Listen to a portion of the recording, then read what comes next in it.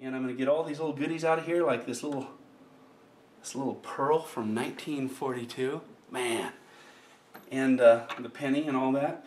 And we'll be ready to put the keys back in. So, here I go.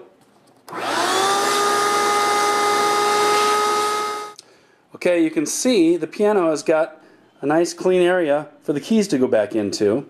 And it's got a little patina of age, but it's got that dust mat out of there. And the main thing is you're going to have keys that will run smoothly and not wear out. One thing that you never want to do is take some kind of dusting oil-based product or any spray product of any kind and spray it inside your piano, because what will happen is that spray can migrate behind these pins and it can actually wick back into the pin block, which holds those pins under incredible tension, and then they'll begin to spin so that the tuning will not hold. So you can actually destroy your piano. So if you do that, don't say I told you, because I'm telling you not to do it.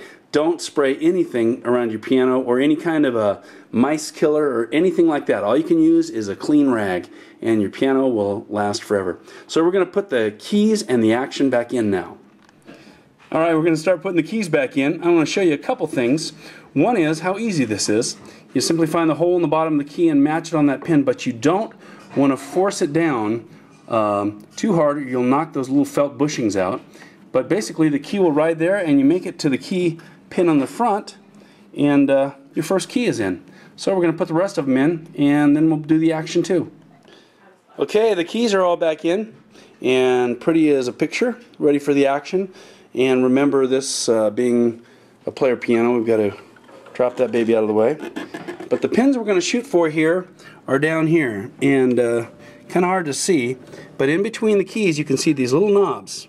This is what the action actually sits on. That's a little ball joint, and it'll pivot on there. It won't sit square like it did on the back patio.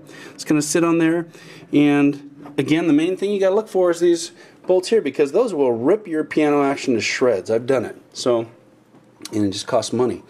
And these guys here, sometimes it's best if you can't figure out how to put these in the action, just pull them out all the way and then put the action in and then feed them up from the bottom. Sometimes that works real well. But we're going to try and just put the action in and have them to the side. And so here's that last little ball joint down there, and that's where it's going to sit on.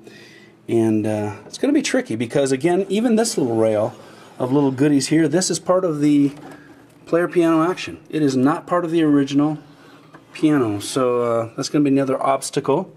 And the main thing is to keep it leaned away from these extending pins here.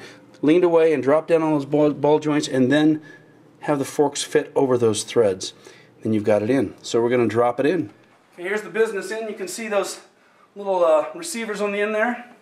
I'm going to drop it in here.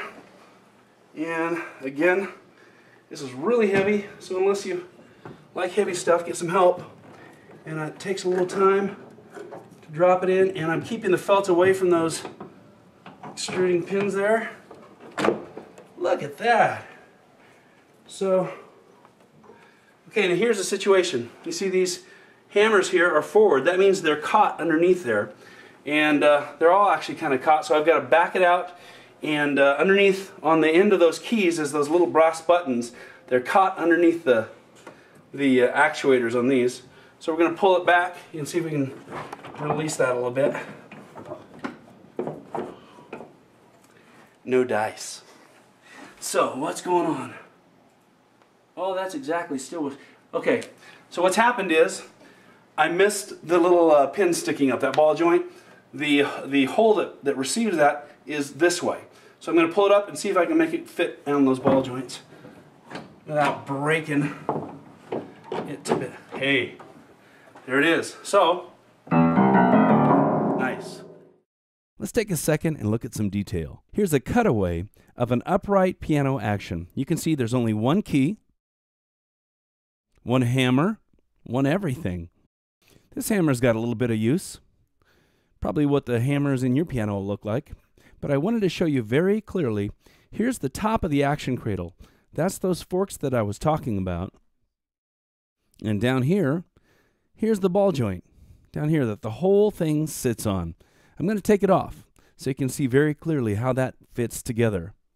It takes a bit to get this off, but let's take a look at what happens when we take this off now. We'll set that aside. Here's the forks from the top of the action cradle. And you can see when I do this, it pivots down on that ball joint. See it pivoting down there? In fact, it almost falls off. I can take the whole thing out now. There it is. So the bottom of the action cradle looks like this. That ball joint goes right on there. It has to sit perfectly.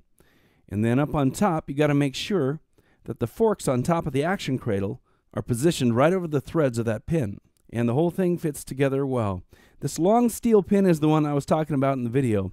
If you don't put it in right, you see how that can actually head for the felt parts of the hammer there, and you can make lots of destruction really quick. So just double checking, yep, it's sitting on the pin, and up on top, it's right over the thread, so you can put the knob back on there and get your action back in place. Now we got to put the knobs on and see if we can make it work. Okay, moment of truth. So we're going to move this temporarily out of the way. And before we go too much further, we want to make sure all the keys actually work, because that is the point. So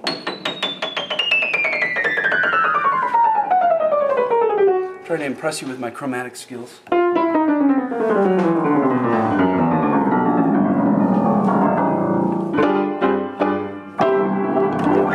Nice. Okay. Okay, all is not exactly beautiful, because that little rod that runs the pedal that I showed you earlier, it is now leaning back, and that's a coffee maker going in the background. But that little, I'll have to do this later. Okay. Well, not everything is perfect.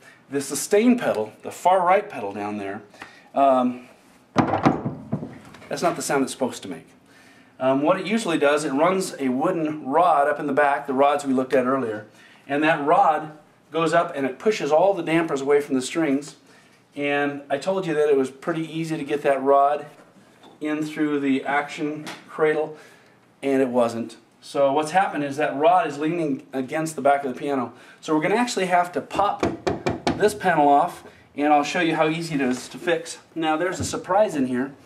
The way you do this, there's a little spring on the top. You got to push up, and the whole panel will come out. And under here is a bicycle built for two. Look at that. This you will not find in your piano. This is the player piano thing again. I mean, check that out. Runs the bellows. And, I mean, it's just incredible stuff. But this is the rod I was talking about right here. So, you'll see if I move this little rod here, hope you can see it, the pedal's moving. So what I'm going to do is I'm going to lift it up so it falls out of place here, and then it'll go down further. Now I can reach up in here and put it into place, he says with great confidence. Okay, after a little grief, I got it in there.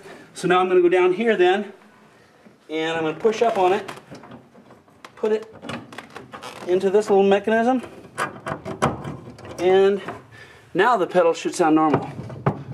So what happens then if I play a key, now the key doesn't sustain unless you hold the pedal, and so now the holds and sustains. Okay, so now we're going to put this back. You can see the little pins there, and those will go right into the bottom panel, and we'll come back later at another date when we're not busy and vacuum the dust out, and we probably never will. So then you just push it back and it snaps in place, and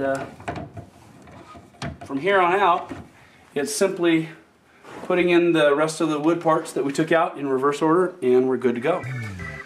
So try this at home. That is my advice. Have fun.